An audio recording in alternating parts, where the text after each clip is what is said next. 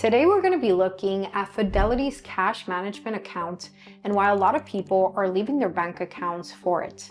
If you're looking for a better place to grow your money, this account might be worth considering. The first thing I want to make clear is that this is not a bank account, it's a brokerage account. But what's interesting about it is that it offers features similar to a checking and savings account. You can do things like order free physical checks, make mobile check deposits, set up direct deposits with your routing and account numbers, pay bills, make free wire transfers, and it even comes with a debit card that you can use to make purchases or to withdraw money at an ATM. There are also no monthly account fees or minimum balance requirements, and they reimburse ATM fees worldwide. So if you travel outside of the country, you can use your Fidelity debit card to take out money without fees, making this a great checking account alternative, especially for people who travel a lot. But what really sets this account apart is that it pays a high interest rate on your cash, similar to a high-yield savings account. So you pretty much get the best of both worlds here completely for free. Now, when you open this account, you're going to be able to choose where you want your money to be. The first option is to have your cash automatically invested into Fidelity's money market fund SPACs, which is currently paying 4% interest annually. This interest compounds daily and is paid to you monthly. For example, if you have $10,000 in the account and the rate stays at 4%, this means that you would earn over $33 per month, which is about $400 a year in interest. Obviously, the more money you have sitting in the account, the more you'll earn. What's cool about this option is that even though your money is invested in a money market fund, you can use that money like cash whenever you want. For example, if you write a check or you take out money from an ATM, Fidelity will automatically pull money from the money market fund to cover it. So it works similar to a regular checking or savings account where you can easily access your money, but with the added benefit of earning a higher interest rate. Now, this money market fund mainly invests in US Treasury bills and government-backed securities, making it a low risk and safe investment since these assets are backed by the US government.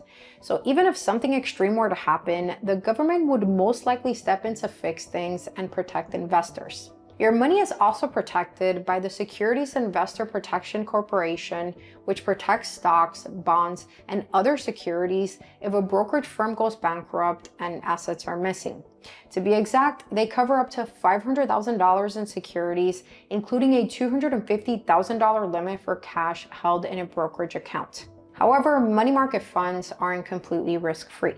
For example, during the 2008 financial crisis, the Lehman Brothers money market fund lost a little bit of value and it dropped below $1, which is an issue known as breaking the buck.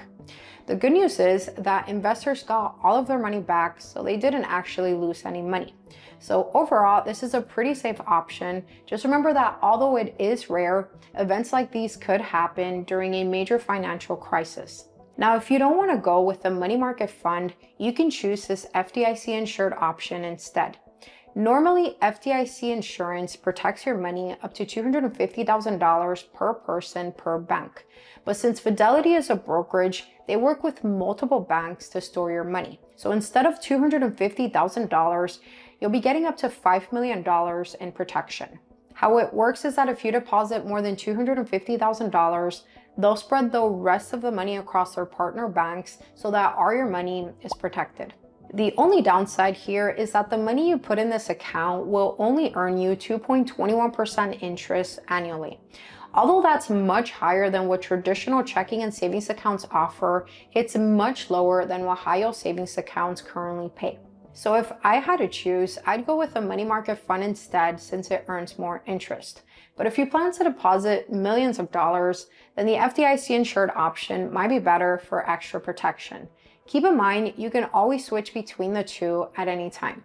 Another thing worth noting is that you can actually open multiple cash management accounts. For example, you can have one for your paycheck, another for savings, and another for investing. You can also set up automatic transfers between these accounts on a set schedule and track everything using the Fidelity mobile app. So between no fees, ATM reimbursements, high interest rates, strong protection, and checking and savings features, it's easy to see why so many people are replacing their bank accounts for this account. However, there are some downsides to the Fidelity cash management account that don't get talked about often. So let's quickly go over them because they could really make or break this account for some people. First, you cannot deposit cash into this account. So if you get paid in cash or you deposit cash frequently, you should consider having a no-fee checking account or another account that lets you deposit cash. Fidelity also doesn't offer Zelle or a similar service for sending money like most bank accounts do, so if you use services like these often, this could be a problem. However, you can still link your Fidelity debit card to the Zelle app or use alternatives like Venmo or Cash App to send money. Another thing to keep in mind is that interest rates on this account can change at any time, so they could be lower or higher in the future. And although the interest rates offered here are pretty high, they may be lower than some high-yield savings accounts available today.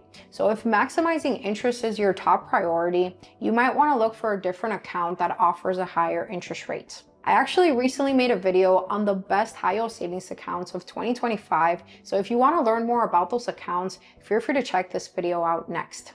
Anyway, another downside is that since this is a brokerage account, they do not offer in-person banking services like most banks do, which could be a deal breaker for those of you who prefer face-to-face support. Lastly, this account doesn't offer a sign-up bonus, unlike many other financial institutions that usually offer cash bonuses whenever you open an account and meet certain requirements. So you might be leaving a lot of free money on the table by getting this account.